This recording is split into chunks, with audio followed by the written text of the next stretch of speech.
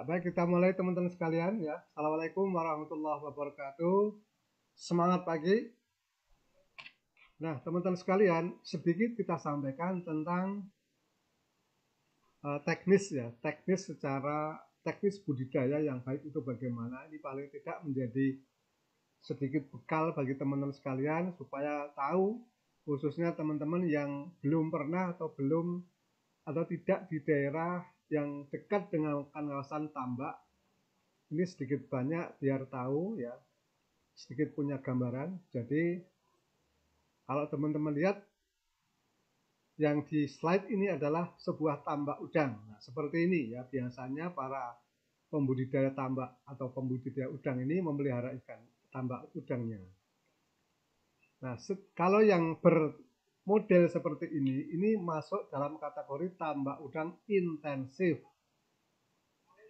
Maksudnya apa? Yaitu tambak udang yang mempunyai jumlah bibit yang ditebarkan itu dalam jumlah yang tinggi atau jumlah yang banyak, ya. Dimana 1 meter persegi atau 1 meter kubik air ini lebih dari 100 ekor bibit udang yang hidup di dalamnya. Nah, ini banyak di kawasan Jawa, kemudian di Sumbawa, kemudian di Sumatera. Kalau yang model tradisional itu tambaknya yang luas-luas, ya, tidak dibungkus dengan plastik seperti ini dan tidak ada kincir airnya. Nah, ini tipe tambak tradisional, ini banyak di Sulawesi Selatan, kemudian di kawasan pantai di Kalimantan Utara, ya, di Tarakan dan sebagainya, itu dengan sistem tradisional, ya, di mana jumlah kepadatan udangnya per 1 meter persegi ini kurang dari 10 ekor, bahkan mungkin hanya 1 ekor, ya, begitu. Nah, maka di dalam budidaya ini ada satu syarat utama yang diperlukan, yaitu infrastruktur yang telah dibuat itu harus mendekati kehidupan yang asli udang, kehidupan asli udang di laut, ya, karena kita tahu bahwa udang ini kan aslinya hidupnya di laut, ya, di laut bebas, sehingga kita harus menyediakan tempat bagi hidup udang itu di tambak kita harus sesuai dengan yang udang kehendaki, yaitu sama dengan ketika mereka hidup di alam bebas. Maka di situ harus tersedia dalam jumlah yang cukup kebutuhan, salah satunya kebutuhan oksigen atau udara untuk bernapas, ya.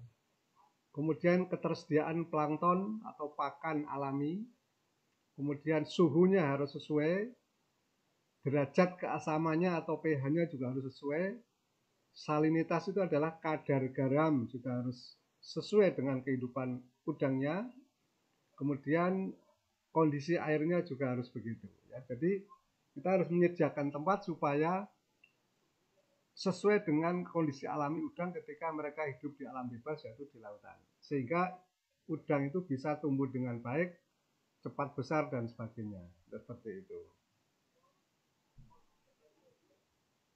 Nah, di dalam pemeliharaan budidaya udang ini diperlukan sebuah manajemen budidaya yang baik, ya. Karena dalam kebanyakan di Indonesia dengan pola intensif, di mana 1 meter persegi atau 1 meter kubik air ini lebih dari 100 ekor udang, maka termasuk dalam kepadatan tebar yang tinggi. Otomatis dengan semakin banyaknya bibit yang ditebarkan atau yang dipelihara, ini memerlukan pakan yang semakin banyak, ya.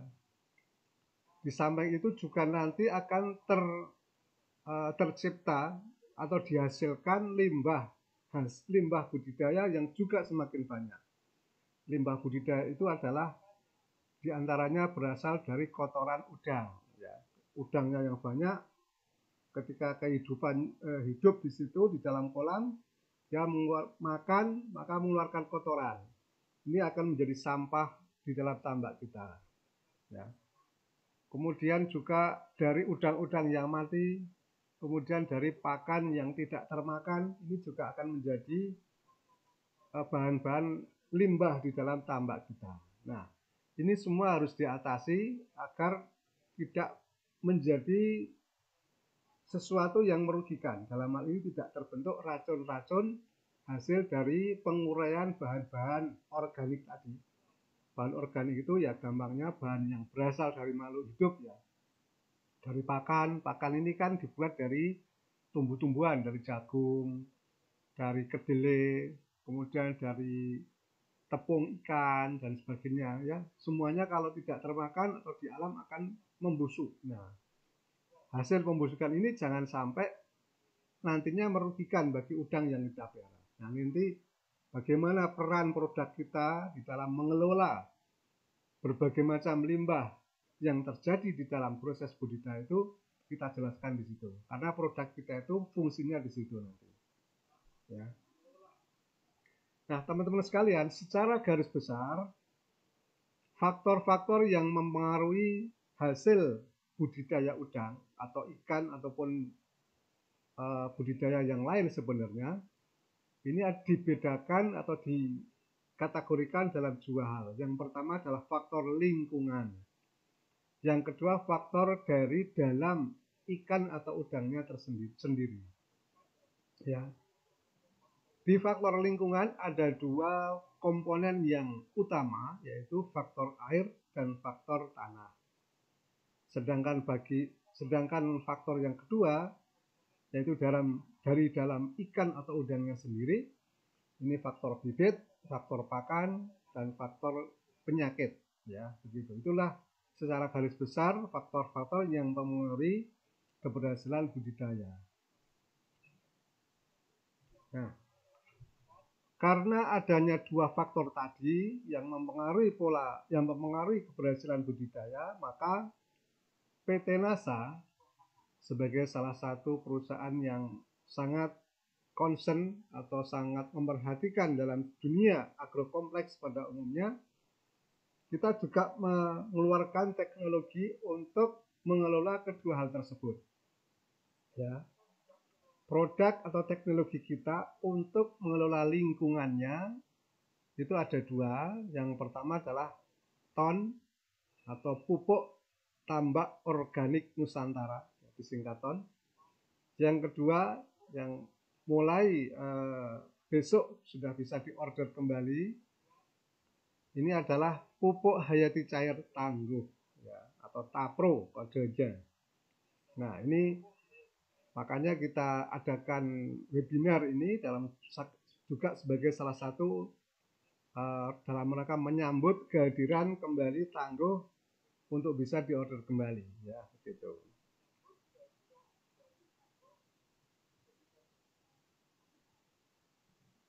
Nah, lalu apa bedanya? Tentu teman-teman pasti timbul pertanyaan, apa bedanya TON dan tangguh? Karena dua-duanya kan fungsinya untuk mengelola lingkungan tadi, mengelola air, mengelola tanah dan sebagainya. Kok ada dua produk, Pak? Tidak satu produk saja, padahal fungsinya untuk mengelola lingkungan. Ya, ini memang berbeda secara kandungan ya, atau spesifikasi produknya berbeda. Kalau pupuk TON ini adalah berisi fungsinya sebagai pupuk ya, pupuk bagi lahan tambak kita. Karena kandungannya atau isinya ini berupa unsur-unsur mineral, asam-asam organik dan zat-zat nutrisi. Gampangannya begitu. Jadi benda mati lah istilahnya. Jadi isinya TON ini unsur-unsur mineral atau pupuk ya. Kemudian asam organik, asam humat di situ. Kemudian zat gizi yang sama dengan gizi di pakan itu, ada protein dan sebagainya ya. Jadi kandungan TON ini adalah benda-benda mati, gampangannya begitu. Nah, sedangkan tangguh probiotik ini namanya saja pupuk hayati. Hayat itu kan hidup. Jadi tangguh probiotik ini isinya benda-benda hidup atau barang-barang hidup, yaitu bakteri-bakteri yang bermanfaat atau yang menguntungkan bagi kehidupan manusia. Ya, jadi teman-teman sudah tahu bedanya tangguh dan TON. ya, yang walaupun kedua-duanya ini dipakai untuk mengelola lingkungan tambak, tapi peran dan kandungannya berbeda, ya. Kalau tangguh ini pupuk hayati, hayat itu hidup, maka kandungannya barang hidup, yaitu bakteri yang menguntungkan. Sedangkan pupuk ton ini kandungannya adalah unsur-unsur mineral, ya, asam-asam organik, dan zat-zat nutrisi, jadi benda mati. Nah, apa fungsi ton secara garis besar? Nah, kandungannya tadi kan paling tidak ada 3. Ada asam humat, ada mineral, ada zat nutrisi. Kalau yang mineral-mineral ini seperti pupuk pada umumnya, maka dia fungsinya menyuburkan, ya.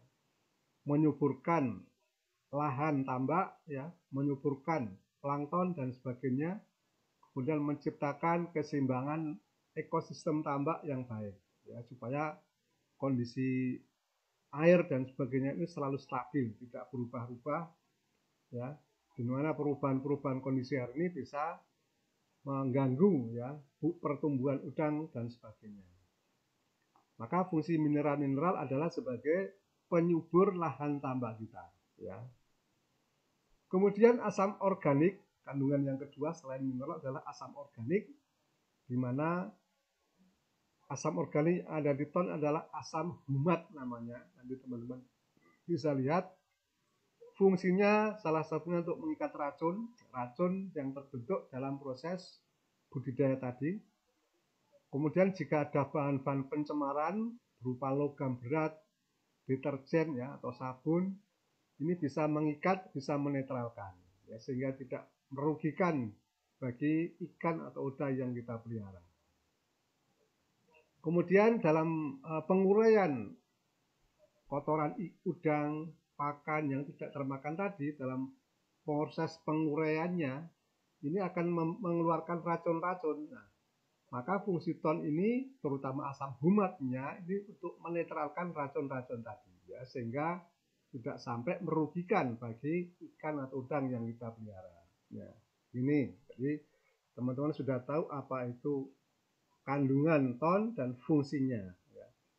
Nah, sekarang cara pakainya kan begitu, ya. Jadi teman-teman harus untuk sebuah produk ini kalian paling tidak teman-teman satu menguasai ini jenis produknya sebagai apa, ya, kandungannya apa, fungsinya apa, dan cara pakainya seperti apa.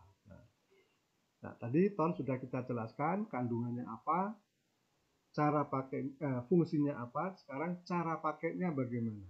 Nah, pemakaian ton ini dilakukan dalam 2 tahap. Yang pertama, tahap sebelum isi air, jadi kolam masih kosong.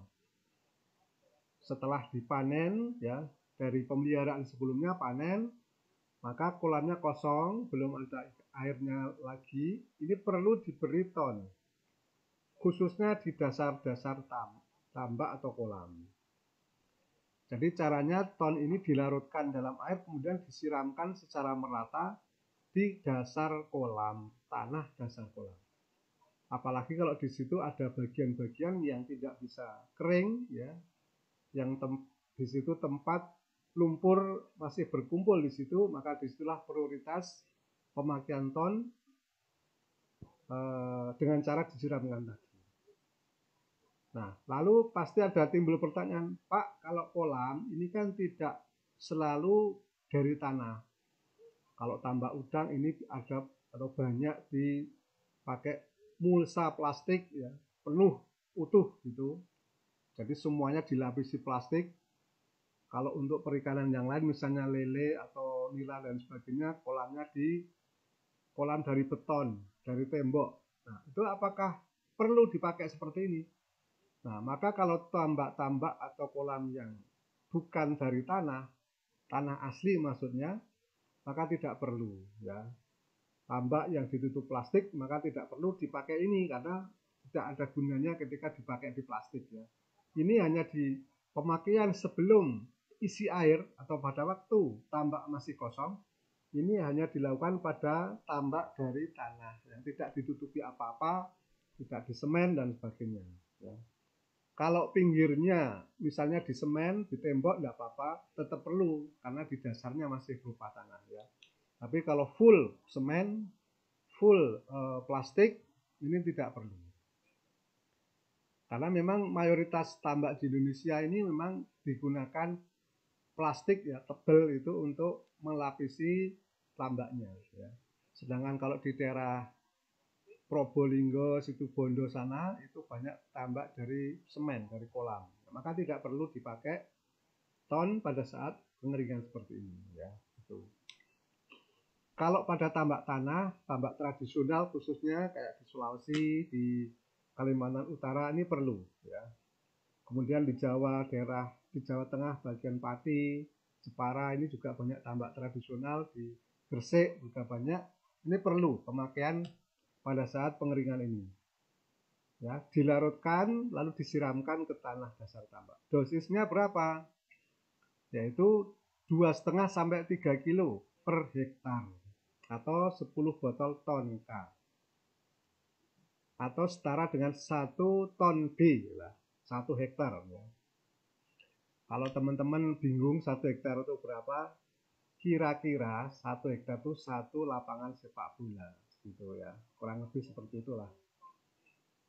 Karena kalau secara matematis 1 hektar itu panjangnya 100, lebarnya 100 meter. Nah, itu 1 hektar. Ya, ya kurang lebih 1 lapangan sepak bola lah gitu. Itu dosisnya adalah 2,5 sampai 3 kilo ton.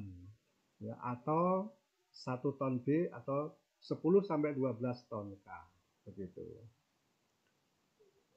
Fungsinya untuk apa? Nah, kita tahu bahwa di dalam lumpur-lumpur yang masih tertinggal di dalam di dasar tambak tersebut ini sebagai tempat timbunan racun-racun ya, hasil penguraian bahan organik dari budidaya sebelumnya ya.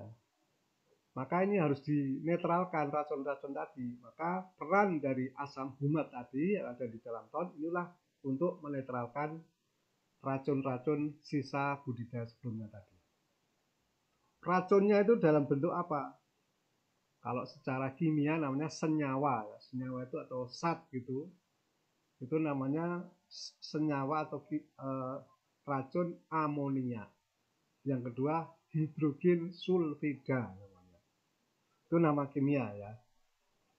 Nah, itu perlu dinetralkan oleh peran dari ton tadi, yaitu asam humat yang ada di dalam ton.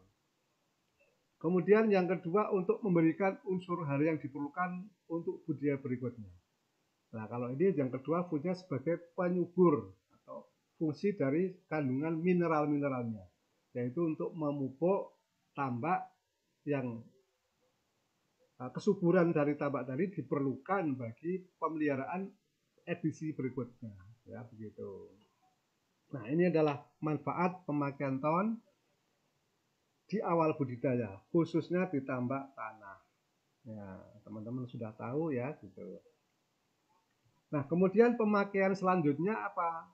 Setelah isi kolamnya kita isi dengan air untuk persiapan budidaya berikutnya ataupun selama pemeliharaan udang berikutnya, maka ini perlu diberi ton juga.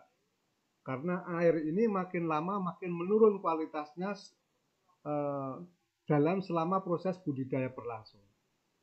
Pada saat awal airnya masih bagus, masih seger dari laut ya. Tapi karena di situ ada udang yang banyak jumlahnya, udang ini mengeluarkan kotoran, kemudian tiap hari diberi makan, dan secara teknis tidak bisa semuanya pakan yang diberikan itu dimakan oleh udang, maka sisa pakan yang tidak termakan tadi juga akan mengalami pembusukan. Kemudian juga ada udang-udang yang mati, itu juga menjadi bahan pembusuk di situ. Nah, lama-lama kualitas air tambak itu akan menurun, ya, karena semakin banyak timbunan racun-racun yang terjadi. Maka kita harus menjaga supaya racun tadi bisa kita netralkan sehingga kualitas air tetap terjaga. Nah, maka pemakaian ton juga harus dilakukan selama proses budidaya berlangsung. Nah, kita mulai pemakaiannya pada umur 15 hari ya, dan diulang kembali maksimal ini 15 sampai 20 hari kemudian. Jadi setiap 15 atau 20 hari kita perlu memberikan pupuk ton. Ya. Dosisnya berapa? Kalau ini untuk 1 hektarnya adalah 1 sampai 2 kg saja. Atau sepertiga ton B atau 4 botol ton K. Ya, untuk 1 hektar setiap 15 hari sekali. Kalau misalnya setiap minggu bagaimana Pak Hakim? Apakah boleh? Kalau mau tiap minggu lebih bagus lagi, ya. Tapi tentu kita harus melihat efektivitas atau perhitungan secara ekonomi. Ya. Dosis yang kita anjurkan ini dosis yang sudah banyak dipakai oleh petambak kita, karena pupuk ton ini sudah ada sejak tahun 2005 yang lalu. Sudah ada sejak NASA berdiri. Ya, jadi sudah banyak pengalaman yang kita dapatkan dengan dosis yang kita anjurkan ini cukup efektif dan efisien. Ya. Caranya bagaimana? Gampang sekali. Ton ini kita ambil lalu kita larutkan di air, kemudian air larutan tadi kita siramkan secara merata ke permukaan air saja. Gitu ya. Mudah sekali kan? Manfaatnya untuk apa? Nah, satu, untuk memupuk pakan alami, ya, karena di dalam air tambak itu ada banyak makhluk-makhluk hidup kecil yang disebut plankton, ya, baik dari jenis tumbuhan maupun hewan. Ini yang menjadi makanan alami bagi udang, khususnya pada saat awal, pada saat udangnya masih kecil. Kemudian juga menjaga kualitas air, kemudian menetralkan senyawa racun yang terbentuk dari penguraian bahan organik, dan air mempunyai kondisi yang sesuai untuk hidup udang, ya, sehingga udang tetap kondisinya stabil, tumbuh dengan baik, dan pertumbuhannya cepat sehingga bisa meningkat hasil panennya atau bisa maksimal hasil panennya. Begitu. Nah, ini contoh kolam-kolam atau tambak yang menggunakan ton, ya. Dari lapangan bisa kita ambil datanya. Kalau dari kondisi airnya ini seperti ini ya, berwarna jernih, bukan bening ya, jernih itu bersih airnya, planktonnya tumbuh dengan baik. Kemudian warna lumpurnya ketika setelah panen ini kecoklatan dan tidak berbau menyengat. Karena kalau yang banyak timbunan racunnya ini berwarna hitam dan baunya sangat tajam sekali, bau tidak enak ya. Nah, yang kedua adalah tangguh. Fungsinya dan cara pakainya bagaimana? Nah, kalau tangguh ini seperti kami sebutkan tadi di awal, ya, sebagai pupuk hayati cair, maka kandungannya juga bahan hidup, yaitu berupa bakteri yang menguntungkan. Nah, teman-teman bisa lihat di sini. Nanti bisa istilahnya dipelajari lebih jauh ya, Bacillus itu fungsinya untuk apa, Streptomyces seperti apa dan sebagainya ya. Dan tangguh kita sudah berizin alhamdulillah ya, secara lengkap yang diperlukan untuk beredar atau untuk diperdagangkan, baik itu dari Kementerian Pertanian, kemudian dari Kementerian Perdagangan, dari Kementerian Hukum dan HAM mengenai mereknya dan logonya, ini sudah kita penuhi semua ya. Kemarin ya sempat kita close order karena dalam rangka perpanjangan izin tersebut, dan alhamdulillah sekarang bisa diorder kembali ya, karena sudah lengkap izin yang diperlukan. Waktu dan cara pemakaiannya bagaimana? Waktu pemakaiannya bersamaan dengan pemakaian ton ya, yaitu dimulai umur udang 15 hari dan diulang setiap 15 hari kemudian. Caranya bagaimana? Ya, karena tangguh ini berisi cair bentuknya, maka cukup juga dilarutkan. Boleh dicampur dengan larutan ton tadi, boleh membuat larutan tersendiri. Ya. Nanti teman-teman kalau menginginkan bisa kami share videonya, video cara aplikasi tangguh dan ton, dan juga yang untuk cara pakannya. Ya. Nanti bisa japri ke saya kasih nomor HP setelah di slide terakhir nanti. Nah ini. Jadi 1 botol tangguh dosisnya adalah 1 botol per hektar setiap pemberian. Ya. Kalau ton tadi kira-kira 4 botol tonka ya. Maka kalau tangguh ini pemakaiannya mulai umur 15 hari, ini adalah 1 botol setiap pemakaiannya ya. Jadi cukup dilarutkan karena cair lalu disiramkan merata ke tambak ya. Bisa dicampur dengan larutan ton tadi, bisa juga dipisahkan ya. Tidak jika dicampur tidak berbahaya ya. Walaupun makhluk hidup isinya, tapi karena ton itu adalah bahan organik, tidak ada racunnya, insya Allah tidak merugikan ya bakteri yang ada di dalam tangguh. Nah, tangguh ini karena isinya bakteri-bakteri, maka dia akan berperan di dalam proses penguraian. Kalau bahasa teknisnya atau bahasa sekolahnya namanya dekomposisi. Kalau komposisi itu kan menyusun, membuat. Nah, dekomposisi itu menguraikan. Apa yang diuraikan khususnya adalah sisa pakan dan kotoran udang yang ada di tambak. Ya. Penguraian tadi ini dilakukan oleh bakteri-bakteri yang menguntungkan, yang sebenarnya di alam itu sudah ada. Nah, supaya penguraian tadi lebih maksimal lagi, lebih sempurna lagi, maka jumlah bakteri yang ada di alam itu kita tambahkan dari luar. Ya. Mungkin kalau di alam proses alamnya itu berjalan dengan lancar karena luasnya karena tempatnya yang luas. Tapi kalau di tambak yang sempit, di situ banyak sekali sisa pakan yang tidak termakan, kotoran udang yang dikeluarkan, maka perlu penambahan bakteri dari luar. Tidak cukup dengan bakteri yang ada di tambak tersebut tanpa penambahan dari luar. Maka disinilah perlunya tangguh kita berikan ya ke tambak udang yang kita budidayakan. Nah, supaya penguraian tadi berlangsung dengan maksimal, supaya tidak terbentuk racun-racun lagi. Ya. Karena kalau penguraian bahan organik, ya, bahan dari pakan, dari kotoran udang, tidak sempurna, itu akan berhenti ke dalam proses yang menghasilkan racun, yaitu amoniak dan hidrogen sulfida tadi. Maka penguraian itu harus dilakukan sampai ke bahan yang tidak beracun yang nanti akan menguap ke udara atau akan menjadi hilang. Ya. Nah, proses penguraian yang sempurna tadi diperlukanlah jumlah bakteri yang cukup, maka kita tambahkan bakteri itu melalui produk tangguh ini. Gitu. Ya.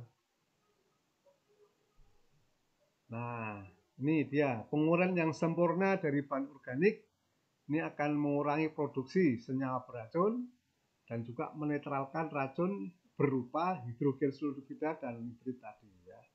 Nitrit dan amonia inilah zat-zat yang beracun ya.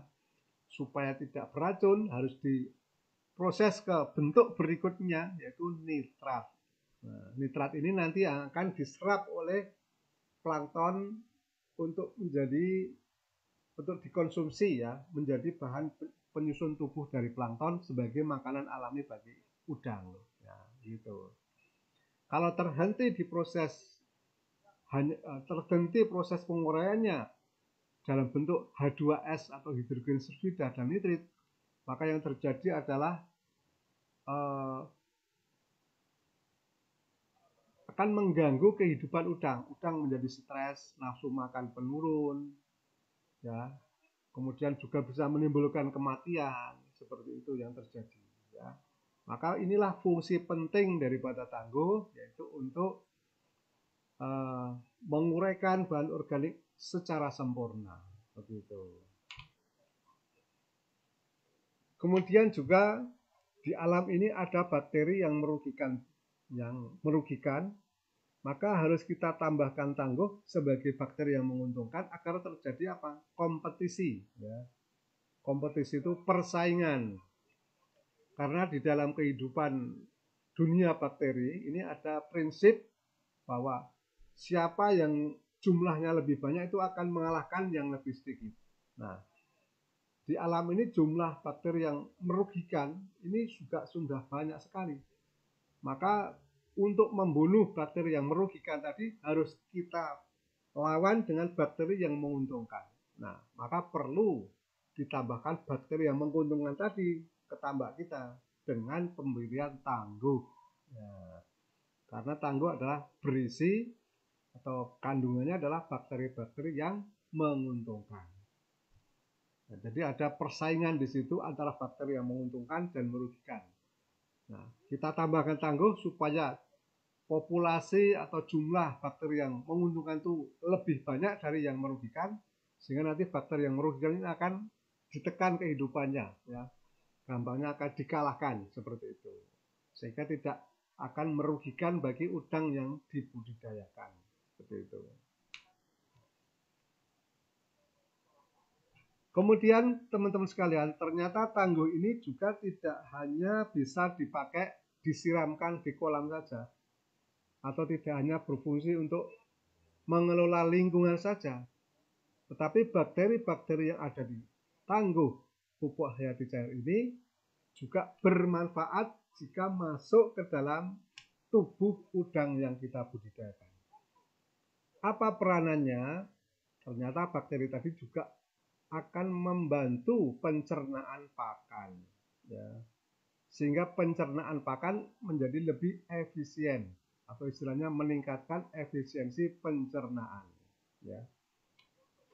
Jadi pakan yang dikonsumsi oleh atau dimakan oleh udang di saluran pencernaannya, ini pencernaannya akan dibantu oleh bakteri-bakteri yang ada di tangguh, ya, supaya pencernaannya lebih efektif, sehingga lebih banyak zat gizi yang bisa diserap oleh udang, sehingga pertumbuhannya meningkat, juga daya tahan tubuhnya meningkat. Daya tahan tubuh meningkat akan mengurangi angka kematian, begitu, ya. Jadi hebatnya tangguh ini bisa digunakan di dua hal. Yang pertama untuk disebarkan di kolam untuk mengelola lingkungan atau air tambak atau kolam kita. Yang kedua, kalau dicampurkan dengan pakan akan membantu pencernaan pakan sehingga pencernaan lebih efisien, pertumbuhan ikan atau udang menjadi lebih baik, begitu. Nah, teman-teman sekalian, tadi kita sudah sebutkan bahwa faktor budidaya yang kedua selain faktor lingkungan adalah faktor dari diri tubuh ikannya sendiri. Di antaranya misalnya bibit, ya. Kalau bibit memang itu sudah di luar pengelolaan kita, ya, karena bibit ini ditangani atau dihasilkan dari proses pembibitan, ya. Atau istilah bahasa teknisnya namanya hatchery. Hatchery itu adalah perusahaan pembibitan yang menghasilkan bibit-bibit udang. Memang tidak masuk dalam pengelolaan dari produk kita. Kemudian dari faktor pakan, ini dari pabrik-pabrik pakan. Nah, di sisi pakan inilah produk kita akan berperan, ya. Di mana produk kita, Beterna, Peucenasa, Hormonik, ini berfungsi sebagai penambah nutrisi pakan, atau lebih kerennya namanya suplemen, ya. Suplemen ini kan penambah, suplemen nutrisi pakan, ya. Karena udang ini makan pakan yang diberikan untuk mendapatkan nutrisi atau zat gizi berupa karbohidrat, protein, lemak, mineral, dan vitamin. Ini ya zat gizi yang diperlukan untuk proses kehidupan pertumbuhan udang. Nah, seperti itu. Nah, secara aslinya itu didapatkan dari pakan yang dimakan. Nah, supaya kandungan nutrisi itu semakin tinggi dan proses pencernaan lebih maksimal, kita tambahkan produk kita dengan cara dicampur ke dalam pakan yang diberikan. Nah, produk kita yang berfungsi untuk menambah nutrisi pakan adalah Beterna, Peucenasa, dan Hormonik, plus ditambah dengan tangguh tadi. Nah, gitu. Nah, ini tadi tangguh bisa juga dicampur pakan untuk meningkatkan pencernaan pakan udang dalam saluran pencernaannya, ya. Cara pakainya bagaimana? Nah, gampang sekali teman-teman sekalian. Pertama, Caranya dengan cara dioplos atau dicampur, ya. Yaitu Viterna, Nasa, Harmonic dengan perbandingan masing-masing 1 botol. Viterna 1 botol, Nasa 1 botol, Harmonic 1 botol, dioplos jadi 1, ya, dicampur menjadi 1, dimasukkan ke dalam sebuah tempat yang cukup besar, misalnya bekas air mineral yang besar itu bisa dimasukkan, dicampur.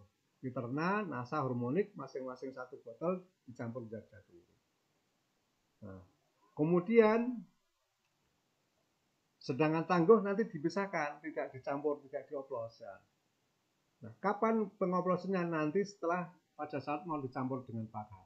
Nah, kemudian cara pemberiannya adalah ambil 1 tutup botol oplosan ketiga produk tadi,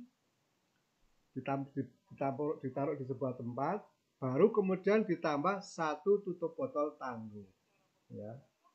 Jadi 1 tutup botol oplosan 3 produk plus 1 tutup botol tangguh dicampur menjadi 1. Baru kemudian ditambah dengan air secukupnya. Kenapa kok harus dicampur dengan air? Supaya bisa dicampurkan pakan dalam jumlah yang cukup banyak. Karena dosis anjuran kita adalah 1 tutup botol oplosan tadi plus 1 tutup botol tangguh. Ini dicampurkan hingga 5-10 kg pakan. Misalnya 7, 8, 6, 9 juga boleh. Begitu, ya. Maka supaya bisa dicampurkan ke dalam sejumlah pakan tersebut harus ditambah volumenya, nah, dengan penambahan air tadi. Tapi airnya tidak mengikat berapa, apa 1 liter atau berapa itu. Tapi memang tidak boleh terlalu basah sehingga pakannya hancur, ya. Cukup basah saja. Maka rata-rata itu adalah 1 sampai 1 liter lah rata-rata begitu, ya.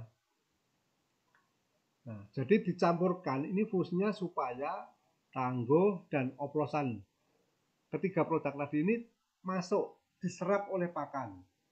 Karena pakan ini kan sifatnya menyerap air. Nah, karena produk kita itu berupa cairan, maka dia akan terserap oleh pakan. Nanti kita berikan ke udang, akan dimakan oleh udang.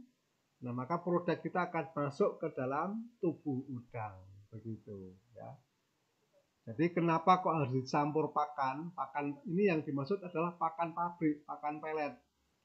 Pakan yang dikemas dalam karung-karung itu, ya.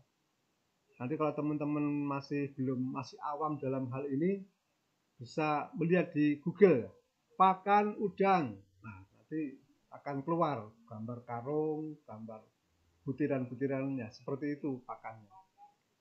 Sebenarnya sama dengan pakan ikan yang lain, ya. Hanya komposisi atau kandungannya yang berbeda. Nah, bentuknya sama seperti itu. Maka produk kita itu perlu dicampur supaya bisa terserap dan bisa masuk ke dalam tubuh udang. Nah, tuh. Ya, jadi ini ya teman-teman sekalian, cara pakainya seperti ini. Nah, ini adalah ilustrasinya atau gambarannya. Jadi setelah 1 tutup botol oplosan plus atau ditambah 1 tutup botol tangguh, maka ditambah dengan air kurang lebih 1 gayung atau 1 liter tersebut seperti di gambar ini. Nah, kemudian setelah tercampur merata, pada waktu mau memberi pakan bisa dicampurkan dengan pakan pelet. Setelah tercampur, dianjurkan dibiarkan dulu, ya, kurang lebih 15 atau 10 menit baru kemudian diberikan. Kalau misalnya pakannya masih sedikit, bagaimana Pak? Berarti kan sisa ini larutan tangguh plus ketiga produk tadi. Tidak apa-apa, ya. Larutan itu asal tertutup, tidak terkontaminasi dari luar, ditempatkan pada tempat yang baik, bisa dicampurkan untuk pemberian pakan berikutnya. Jadi sisa tidak apa-apa, ya. Kalau pakannya misalnya 20 kilo, bagaimana? Ya dosisnya tadi 2 kalinya. Seperti itu, ya. Jadi mudah sekali.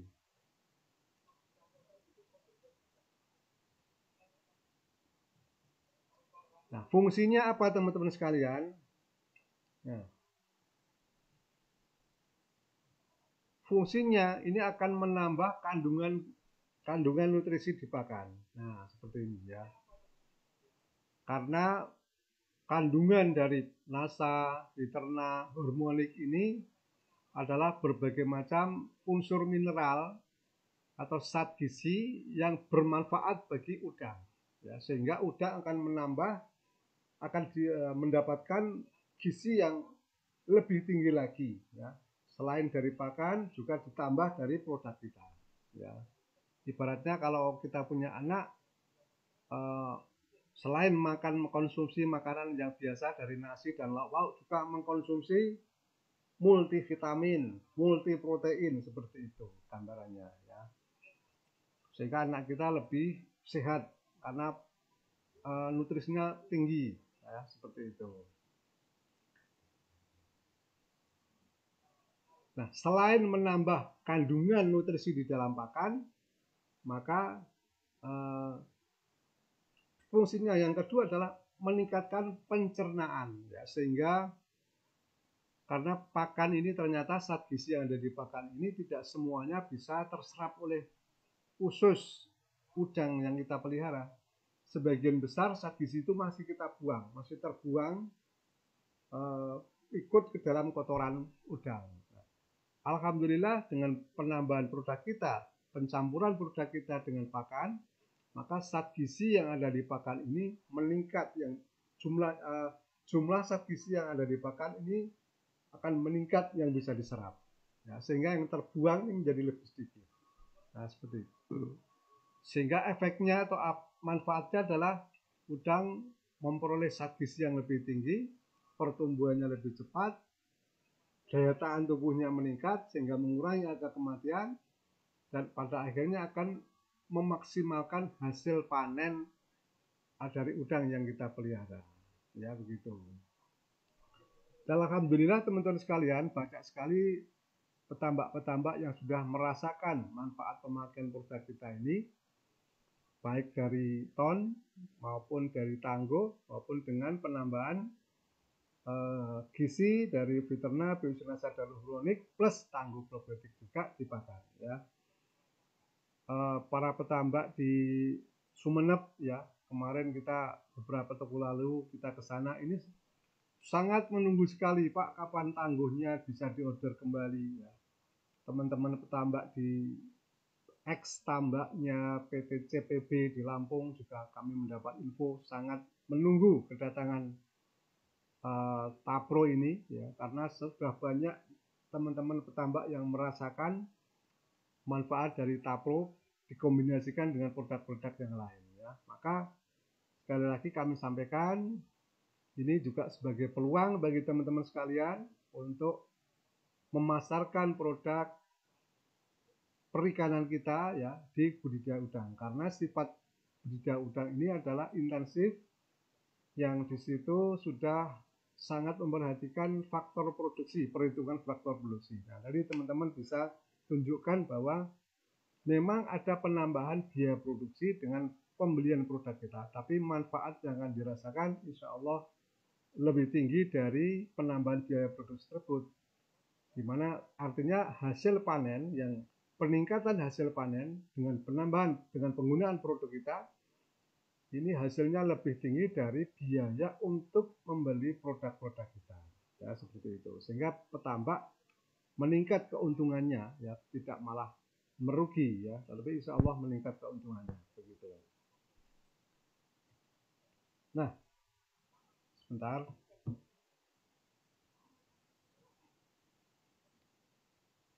Nah, bagi teman-teman yang mau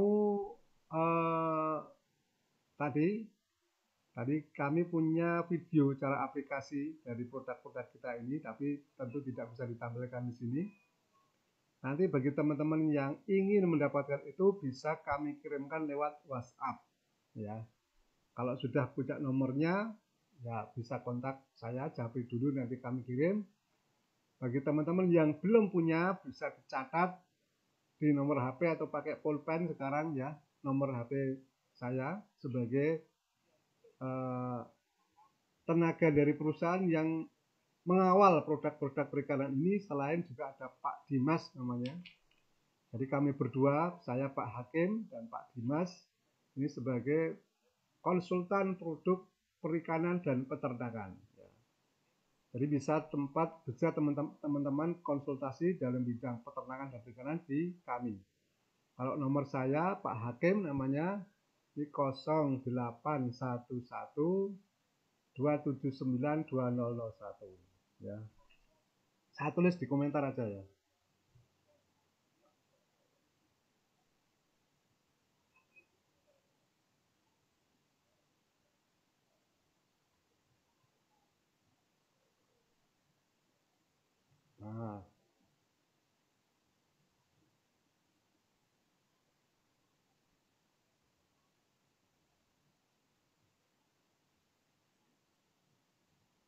Nah, sudah tak tulis di kolom komentar nomor saya.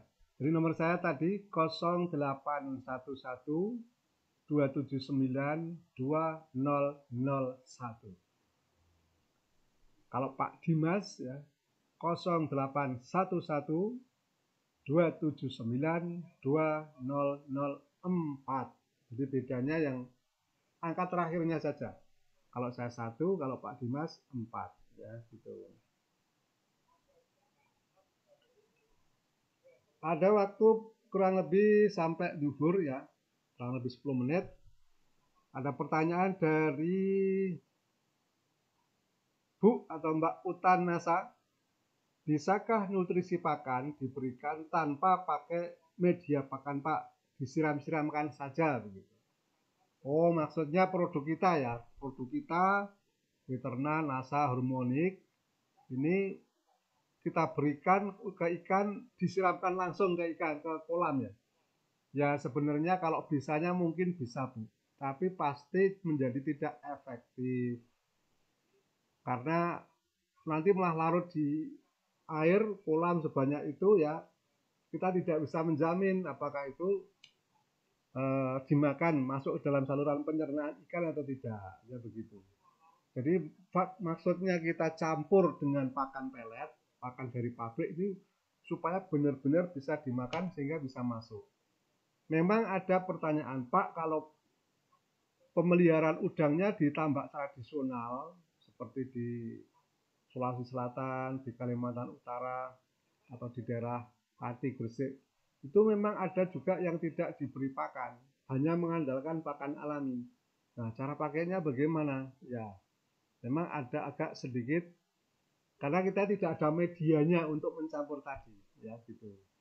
Nah, mungkin kalau dengan ditambah tradisional yang tidak diberi pakan, maka kita bisa maksimalkan pemakaian ton dan tangguhnya tapi di alam atau di lahan ya. Karena ketersediaan pakan alami ini sangat diperlukan. Nah, maka kita pupuk pakan alami ini dengan ton dan probiot tangguh tapi yang dipakai di alam atau di lahan ya. Sehingga ketersediaan pakan alaminya meningkat melimpah ya, sebagai konsumsi atau sumber pakan dari udang yang kita pelihara seperti itu ya. Ya, jadi maksimalkan pemakaian ton dan tapronya di di air tambak selama proses budidaya berlangsung begitu.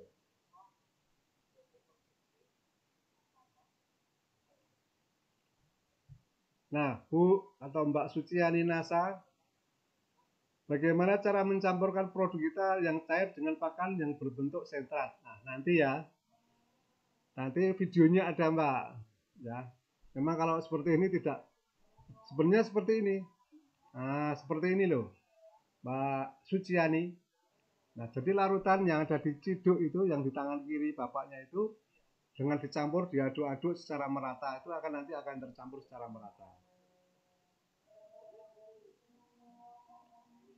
Bu Siti Ziani, apakah tonka dan tapro bisa mengatasi air tambak yang berwarna kehitaman? Sebab kena bekas jerami padi waktu tanam padi Pak, insya Allah bisa. Jadi berwarna kehitaman itu adalah hasil proses penguraian jerami tadi. Nah itu proses penguraman yang belum sempurna. Maka supaya lebih sempurna kita pakai ton ya, kita pakai tapro khususnya karena tapro ini juga bisa berperan sebagai bakteri dekomposer atau pengurai. Nah, jadi intinya bisa.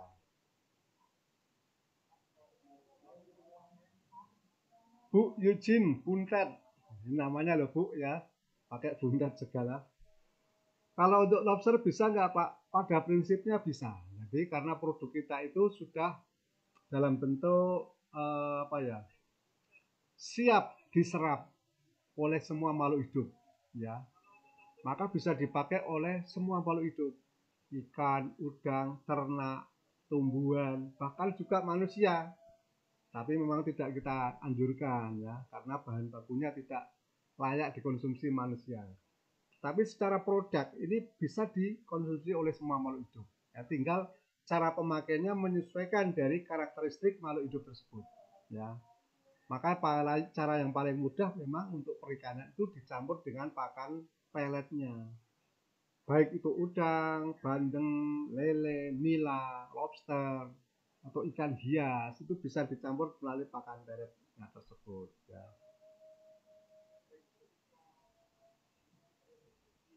Nah, teman-teman sekalian, saya pikir cukup sekian apa yang bisa kita sampaikan ya. Nanti teman-teman bisa melihat kembali presentasinya dari grup Facebook grup ini kan bisa diulang-ulang. Kalau ada yang perlu ditanyakan secara lebih intensif bisa melalui nomor HP saya tadi yang sudah kami sebutkan. Khususnya bagi teman-teman yang pengen dapat videonya, cara pakainya supaya bisa dipelajari secara berulang-ulang, bisa menjadi bahan teman-teman untuk memasarkan produk kita di bidang perikanan ke tambak maupun ke para pembudidaya ikan yang lain ya, karena di sini juga banyak, di sini juga ada potensi yang sangat besar dari produk kita, ton, tangguh probiotik, beternak, nasa hormonik untuk kita pasarkan di dunia perikanan ya. Jadi produk perikanan di Indonesia dengan potensi yang sangat besar ini juga menjadi peluang bagi pemasaran, peluang bisnis produk kita di situ ya.